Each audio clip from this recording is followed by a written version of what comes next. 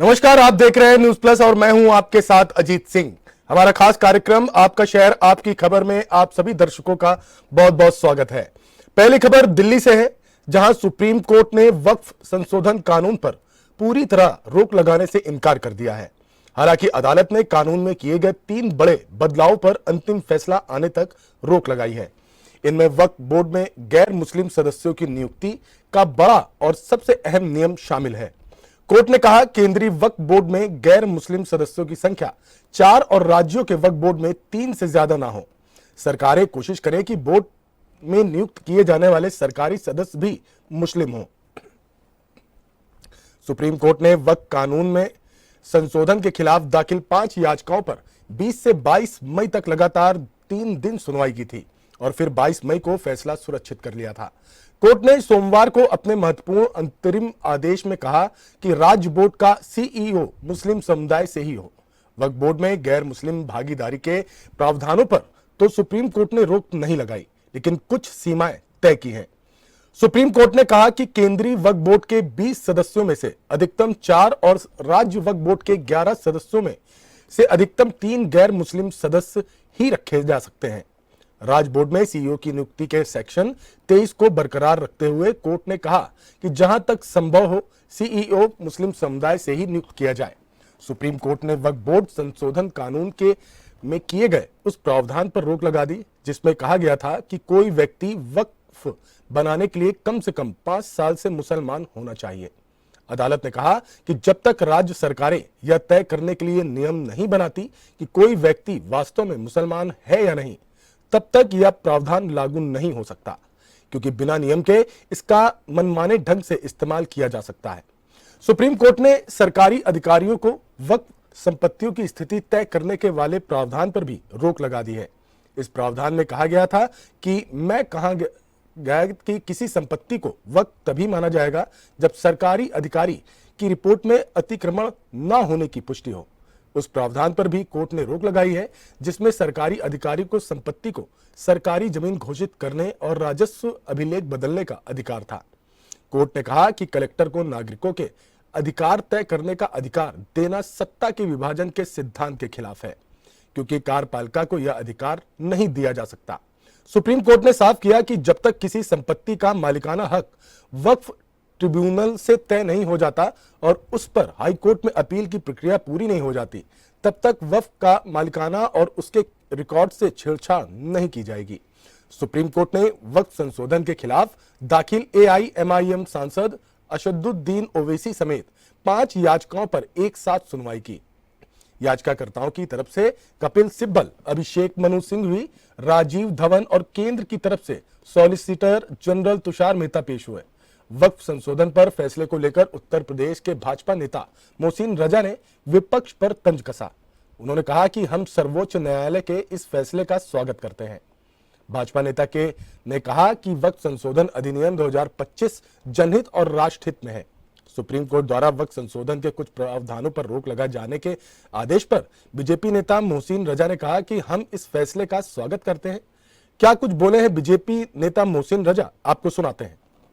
देखिए, जो भी माननीय सर्वोच्च न्यायालय ने निर्णय दिया है हम उसका स्वागत करते हैं और जो हमारी सरकार आदरणीय मोदी सरकार वक्फ संशोधन अधिनियम 2025 लेकर आई है वो जनहित का है और देशहित का है, क्योंकि 90 लाख लोगों से सुझाव लेने के बाद और तमाम बैठकें करने के बाद, जेपीसी की बैठकें करने के बाद लाया गया था। लेकिन विपक्ष के लोग नकारात्मक राजनीति करते हैं और तुष्टीकरण की राजनीति करते हैं। बार बार ये आवाज उठा रहे थे कि साहब उसमें गैर मुस्लिम नहीं रहेगा, गैर मुस्लिम नहीं रहेगा। तो मैं ये पूछना चाहता हूं कि अब वो ये बताएं कि माननीय सर्वोच्च न्यायालय ने भी कह दिया कि 3 से ज्यादा आप नहीं रख सकते, तो इसका मतलब है कि 3 गैर मुस्लिम सदस्य अब बोर्ड में रहेंगे ना, वक्फ बोर्ड में। तो ये इसलिए रहेंगे कि सहायता के लिए, कि तमाम हमारे वक्फ बोर्ड में ऐसे मसले भी आते हैं जो हमारे हिंदू भाई जाते हैं, वो कहते हैं कि साहब हमारी संपत्ति गलत तरीके से वक्फ में दर्ज हो गई, तो अब उस पर कौन बात करेगा। आप कह रहे हैं कि नहीं साहब ये हमारी वक्फ की संपत्ति है, तो अब कम से कम आपके सहयोग के लिए हमारे 3 और सदस्य रहेंगे। फिर प्रशासनिक अधिकारी में आप कहते थे कि साहब कोई गैर मुस्लिम नहीं रहेगा, तो वो तो हमने शुरू से कहा था कि नहीं रहेगा, हम शरिया में छेड़छाड़ नहीं करेंगे। ये माननीय गृह मंत्री जी ने सदन में बयान दिया था, हम उस पर आज भी कायम हैं कि वो मुस्लिम रहेगा। तो मुस्लिम सीईओ भी रहेगा और जो वक्फ की नीड कहती है उसके आधार पर ही सारे फैसले वक्फ बोर्ड करेगा। लेकिन जो चीज, जो भ्रांतियां, जो गलतफहमियां या कोई लोगों की शिकायतें जिसका निस्तारण नहीं हो रहा था, उसको लेकर तमाम जो चीजें वक्फ संशोधन अधिनियम 2025 में मोदी सरकार लेकर आई है, उस पर पूरी तरीके से कोई रोक नहीं लगाई। कहा कि हम पूरे कानून पर रोक नहीं लगाते हैं, लेकिन वो जो 5 साल का मुस्लिम प्रैक्टिस वाली बात कही गई, उस पर माननीय सर्वोच्च न्यायालय ने कहा है कि हम उस पर अभी रोक लगाते हैं। तो रोक अभी है, रोक है ना, अभी कोई ऐसा तो है नहीं कि उसको खारिज कर दिया है कि नहीं इसको आप हटा दीजिए, उसको आपको समझाना पड़ेगा। तो हमारे जो वकील हैं माननीय सर्वोच्च न्यायालय में जिन्होंने पक्ष रखा है सरकार का, वो रखेंगे अध्ययन करने के बाद कि उसमें क्या आदेश और निर्देश और किस तरह की बात का उधर से हमारे ऊपर सवाल आया है।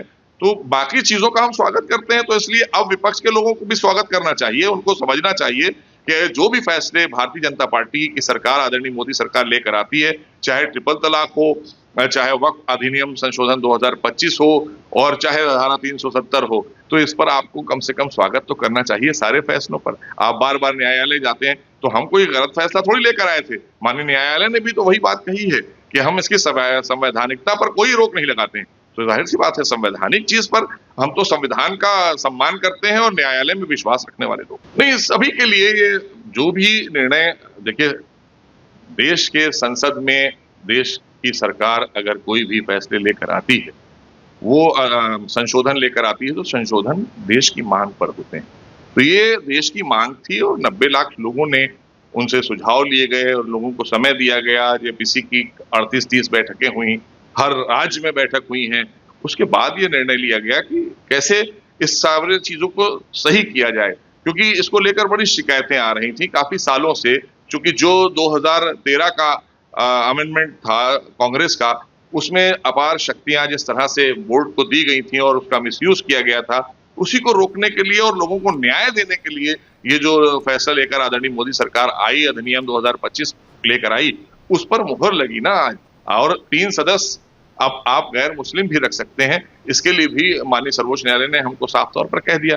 तो इसलिए ये फैसले का स्वागत तो सभी को करना चाहिए, हम भी करते हैं।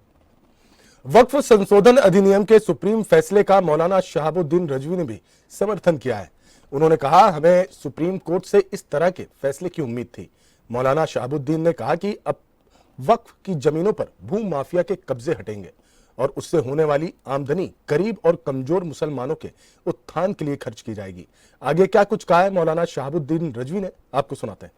सुप्रीम कोर्ट ने वक्फ संशोधन बिल 2025 पर अपना फैसला सुना दिया है। मैं सुप्रीम कोर्ट के फैसले का इस्तकबाल करता हूं और हमें उम्मीद भी यही थी कि सुप्रीम कोर्ट गरीब, कमजोर, लाचार मुसलमानों का ख्याल रखते हुए अच्छा और बेहतरीन फैसला देगी। और चूंकि वक्फ की ज़मीनों पर जो अमीर लोगों का कब्जा है, नाजायज़ कब्जे कर रखे हैं, वक्फ बोर्ड ने घोटाले कर रखे हैं, तो इसका हिसाब किताब भी होना ज़रूरी है।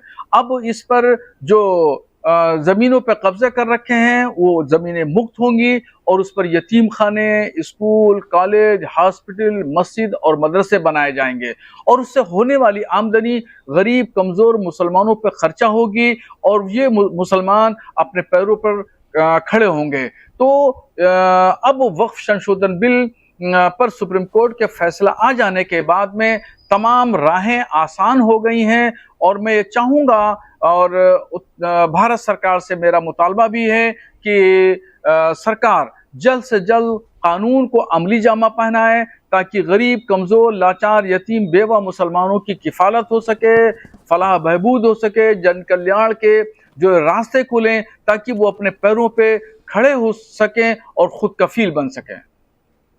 All India Muslim personal law board के एग्जीक्यूटिव कमेटी के सदस्य खालिद रशीद फरंगी ने महली ने सुप्रीम कोर्ट फैसले का स्वागत किया है। उन्होंने कहा कि फैसले में कुछ बातें हमारे मुताबिक नहीं, लेकिन बहुत कुछ हमारी उम्मीदों के मुताबिक है। उन्होंने कहा कि हम उम्मीद करते हैं कि अंतिम फैसले में हमारी बात सुनी जाएगी।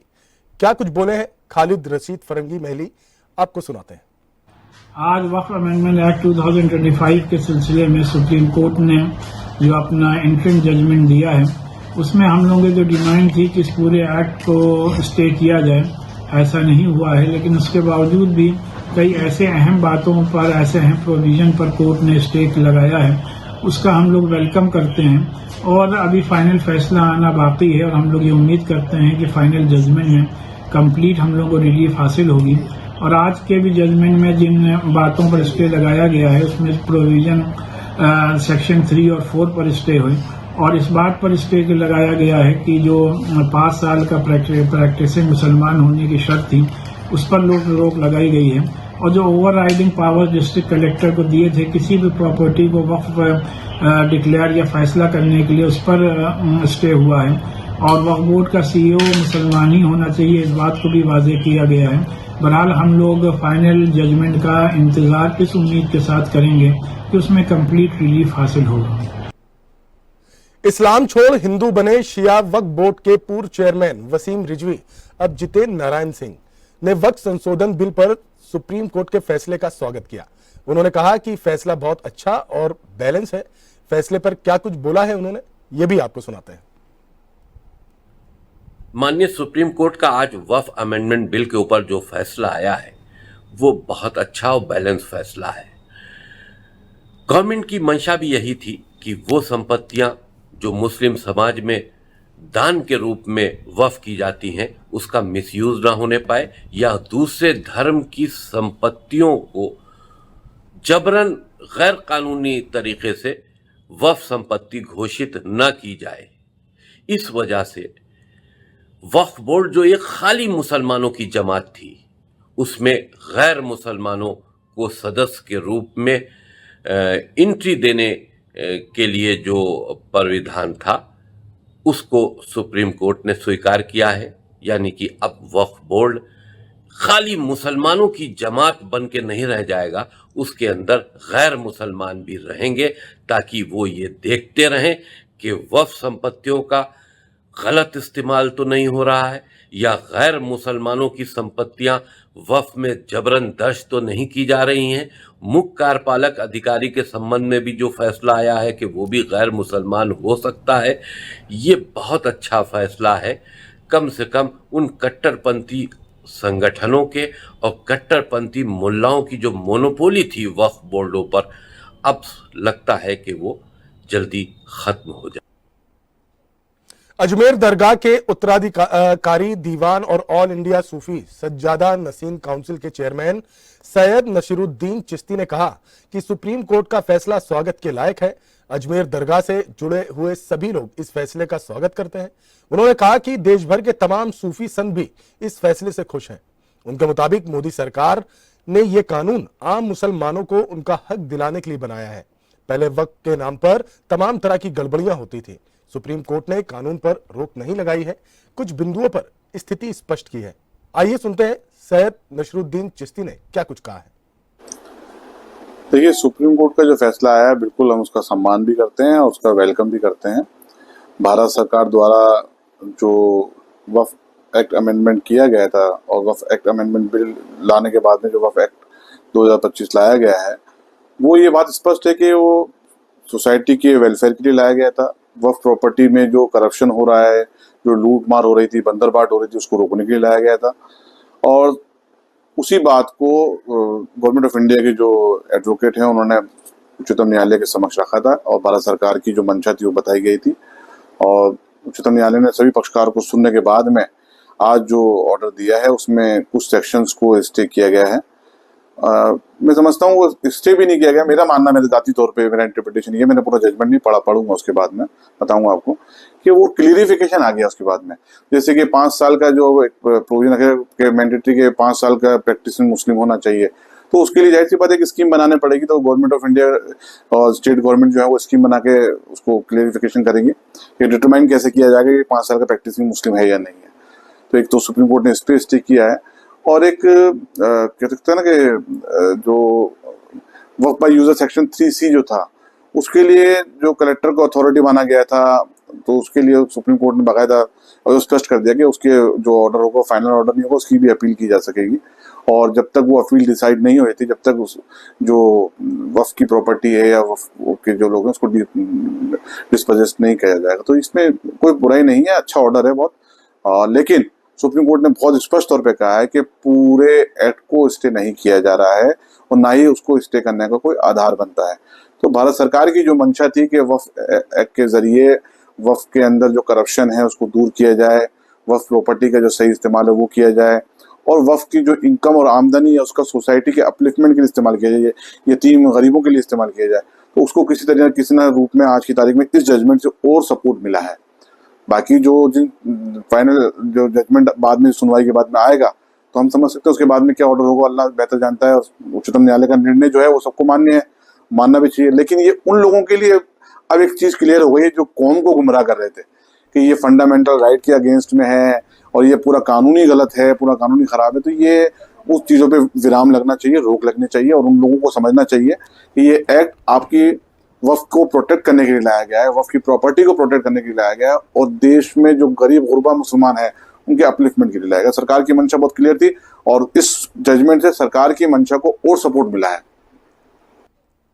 वक्फ अधिनियम में संशोधन सुप्रीम कोर्ट के अंतरिम आदेश का दोनों पक्ष स्वागत कर रहे हैं, लेकिन इसके खिलाफ याचिकाएं दाखिल करने वाले अंतिम फैसले में अपने लिए और राहत चाहते हैं।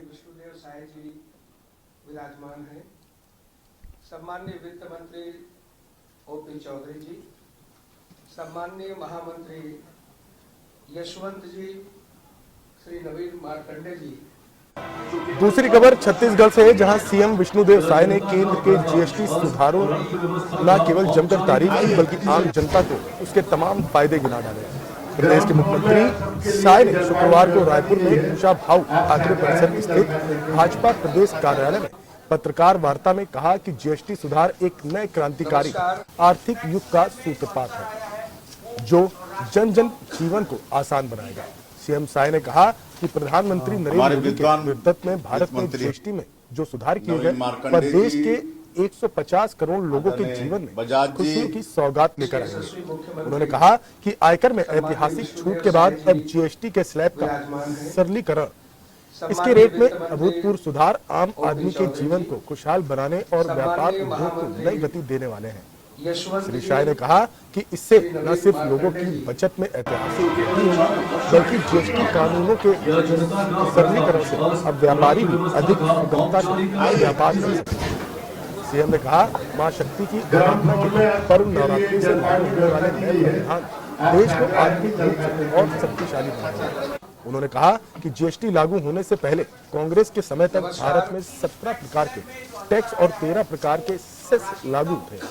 मुख्यमंत्री श्री शाह ने कहा कि नए सुधार से सूक्ष्म हमारे विद्वान मझोले उद्योगों को सबसे अधिक लाभ मिलेगा। रोजमर्रा की अनेक वस्तुएं, तेल, शैम्पू, टूथपेस्ट, मक्खन, पनीर, सिलाई मशीन से लेकर ट्रैक्टर, उसके कल पुर्जे और अन्य कृषि उपकरण, व्यक्तिगत स्वास्थ्य और जीवन बीमा, शैक्षणिक वस्तुओं के साथ ही इलेक्ट्रॉनिक और ऑटोमोबाइल्स उत्पादों को किफायती बनाया गया है। उन्होंने कहा कि जीएसटी कम होने का लाभ वस्त्र उद्योग को विशेष रूप से निर्यात के लिए होगा। उन्होंने दावा किया कि प्रत्येक परिवार को कम से कम 50,000 की बचत होगी। शाह ने कहा कि छत्तीसगढ़ कृषि प्रधान प्रदेश है, यहाँ की 80% आबादी कृषि करती है। जीएसटी की छूट से 25,000 से 30,000 बचत केवल एक ट्रैक्टर की खरीद पर होगी। उन्होंने बताया कि 9 लाख रुपए के ट्रैक्टर पर 65,000 की बचत होगी। उन्होंने बताया कि देश भर में एक साल में लगभग 9 लाख ट्रैक्टर बिकते हैं, जिसमें किसानों को सीधे 6,000 हमारे विद्वान बचत मंत्री। प्रदेश के मुख्यमंत्री श्री शाह ने कहा कि छत्तीसगढ़ में 30 से 35,000 ट्रैक्टर बजाज जी का अनुमान है, जिससे यहाँ के किसानों को लगभग 200 करोड़ रुपए से ज्यादा की बचत केवल ट्रैक्टर में जीएसटी रेट कम होने से होगा। मुख्यमंत्री ने कहा कि इस कर छूट में एक सबसे उल्लेखनीय बिंदु यह है कि स्वास्थ्य बीमा में जीएसटी को शून्य कर दिया गया है। उन्होंने कहा कि स्वास्थ्य बीमा और जीवन बीमा कर समाप्त करने का लाभ सामाजिक सुरक्षा और स्वास्थ्य की दृष्टि से अत्यधिक और सीएम शाह ने कहा कि जीएसटी सुधार से जनजातीय उत्पादों की इससे छत्तीसगढ़ को काफी लाभ होगा। सीएम ने बताया कि छत्तीसगढ़ को आर्थिक सुधार और शानदार प्रबंधन के लिए प्रोत्साहन राशि के मद में 6,200 करोड़ रुपए मिले हैं। श्री शाह ने कहा कि केंद्रीय वित्त मंत्री निर्मला सीतारमण की अध्यक्षता में बनी यह जीएसटी काउंसिल में छत्तीसगढ़ से पदेन सदस्य के रूप में वित्त मंत्री ओपी चौधरी ने भी इस सुधार में महत्वपूर्ण योगदान दिया। मुख्यमंत्री शाह ने क्या कुछ कहा है, आपको सुनाते हैं। विराजमान है।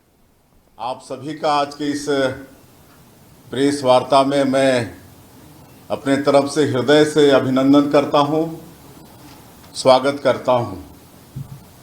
और आज का ये प्रेस हमारे देश के यशस्वी प्रधानमंत्री श्री नरेंद्र मोदी जी ने जीएसटी पर जो रिफॉर्म लाए हैं उसको लेकर है।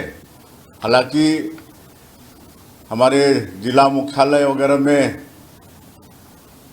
प्रेस वार्ता हो चुके हैं और आज रायपुर में हमारी बारी।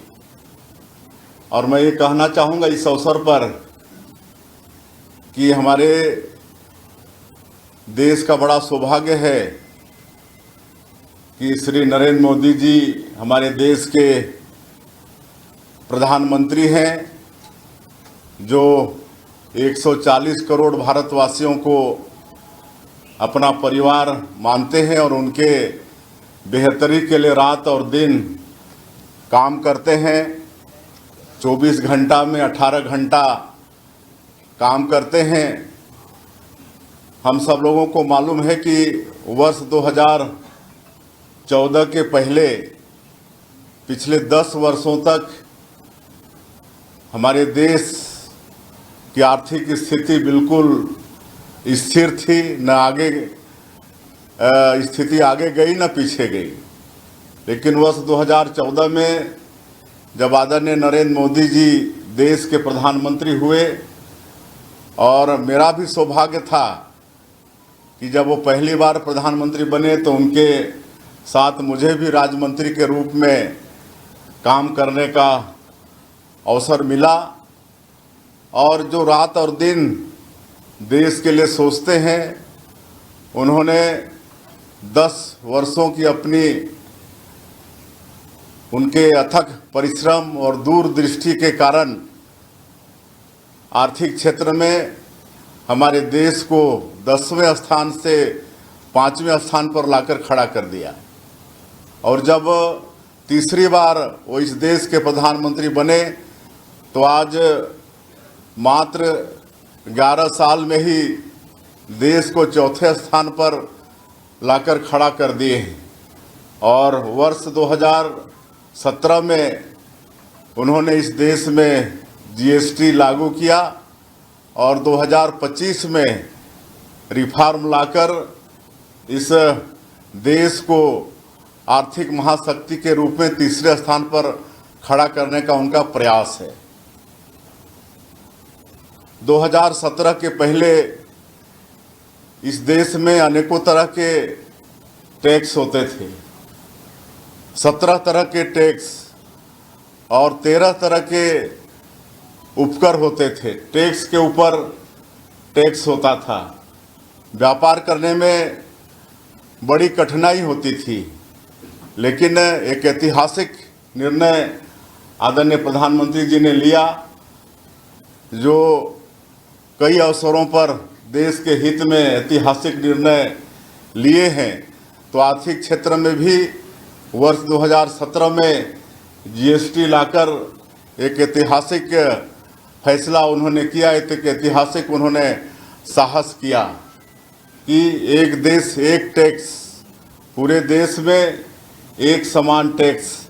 हालांकि उस समय विपक्षी लोग उसको गब्बर सिंह टैक्स कर भी उपहास उड़ाते थे, लेकिन इस जीएसटी के लागू होने के बाद इस देश में उद्योग व्यापार ये सब आसान हुआ, किसानों को भी लाभ हुआ। हमारा ये भारत देश कृषि प्रधान देश है, 80% आबादी किसानों की है। हमारा छत्तीसगढ़ भी धान का कटोरा कहलाता है। तो इस जीएसटी के लाने से ये सब में बहुत फायदा हुआ। अब चलते हैं मध्य प्रदेश, जहां धार में देर रात बस रोककर बदमाशों ने लूटपाट की। धार के धामनोद थाना क्षेत्र में मुंबई आगरा राष्ट्रीय राजमार्ग पर यह बड़ी वारदात हुई। गोवा से इंदौर जा रही इस हंस ट्रेवल्स की बस पर बदमाशों ने अचानक पथराव किया। चालक ने पत्थरों से बचने के लिए जैसे ही बस धीमी की, बदमाश बस में चढ़ गए और यात्रियों के साथ मारपीट कर लूटपाट करने लगे। काफी देर तक लूटपाट के बाद बदमाश आराम से बस से उतरकर फरार हो गए। यात्रियों ने बताया कि 10 से अधिक बदमाशों ने अचानक बस पर पत्थर बरसाना शुरू कर दिया था। तेज पथराव से बस की खिड़कियों के शीशे चकनाचूर हो गए। इससे यात्री घबराकर इधर उधर छिपने लगे। इसी बीच बदमाशों का गिरोह बस में चढ़ गया और चालक को मारपीट कर बस रुकवा दी। मारपीट में बस चालक गंभीर रूप से घायल हो गया। कई यात्री घटना के दौरान जोर जोर से चिल्लाते रहे और कई सीटों के नीचे छिप गए। यात्रियों के अनुसार बदमाश नकदी और सामान छीनकर फरार हो गए। पिटाई में चालक के सिर में गहरी चोट आई है, जिसे तत्काल धामनोद के स्वास्थ्य केंद्र ले जाया गया। घटना के बाद यात्रियों में भारी दहशत है। फिलहाल यह स्पष्ट नहीं हो पाया कि बदमाश कितनी राशि की लूट कर लेकर गए हैं। यात्रियों ने बताया बदमाश अंधेरे का फायदा उठाकर जंगल की तरफ भाग गए। वारदात की जानकारी मिलते ही धामनोद थाना पुलिस मौके पर पहुंची और बदमाशों की तलाश के लिए आसपास के क्षेत्र में सर्च अभियान शुरू किया। पुलिस अधिकारियों का कहना है कि बदमाशों की पहचान जल्द की जाएगी। उनको पकड़ने के लिए विशेष टीमें बनाई गई हैं। आइए सुनते हैं यात्रियों की पीड़ा और घायलों का इलाज करने वाले डॉक्टर का क्या कहना है इस पूरे मामले को लेकर। कुछ घटना हुई है सर? इंदौर, हम लोग गोवा से आ रहे थे साहब। हाँ। गोवा से इंदौर टू गाड़ी चलती है हॉस्टल सर। अपने धार फाटे पे कम से कम 25 से 30 जने थे सर। और क्या लोग उन्होंने क्या पत्थरबाजी करी और उसके सिर में मार दी सर। और जो हमारा पेमेंट पड़ा था सर हमारे सिलक की ऑफिस की, वो सिलक भी लगा सर। कितनी थी सिलक? 57,000 की थी। किस बात को लेकर रोका इन्होंने? बताया था सर डायरेक्ट 25-30 डायरेक्ट बिना मतलब से डायरेक्ट आ जाएंगे, किसा वाला पड़ा। हमारा कुछ बातचीत नहीं, कुछ करा नहीं सर। क्या नाम है आपका? राहुल है। कहाँ के रहने वाले? इंदौर। भाई साहब, इंदौर से गोवा से इंदौर जा रही है बस से। अज्ञात कुछ लोग हैं 15-20 जने गाड़ी रुकवा के अंदर गाड़ी में घुस के ड्राइवर से मारपीट की और सिलक ले गए। कितनी ले गए सिलक? 57 से 58,000 रुपये के आसपास की। लूटपाट की है? हाँ, लूटपाट। ये कहाँ की घटना बता रहे हैं आप?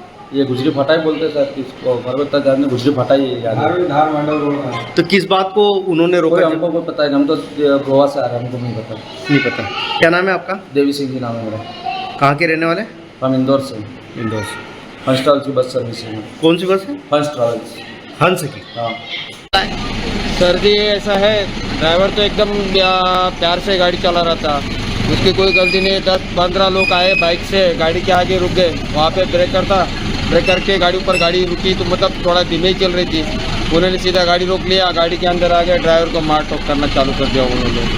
तो ये ड्राइवर को तो लगी, चोट लगी बहुत सारी, तो उसको अस्पताल में लेके गए। अच्छा। पैसे मांग रहे थे वो। गाय के? या कुछ नहीं, वो बस ऐसे ही बोल रहे थे। क्या दादागिरी बोले, और कोई आदमी बोला कि यहाँ पे हमेशा ऐसे ही होता है। 8 दिन पहले भी कुछ हादसा हुआ था बोले यहाँ पे।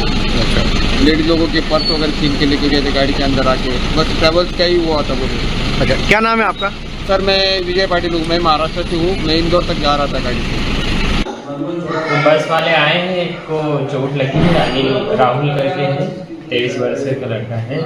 सिर में चोट आई जिसका बाद के उपचार कर दिया गया है। ज़्यादा तो नहीं लगी है?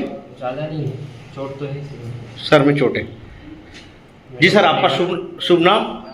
मैं डॉक्टर निगवाल। तो आपके शहर आपकी खबर में आज के लिए बस इतना ही। बाकी देश दुनिया की तमाम खबरों के लिए देखते रहिए न्यूज़ प्लस।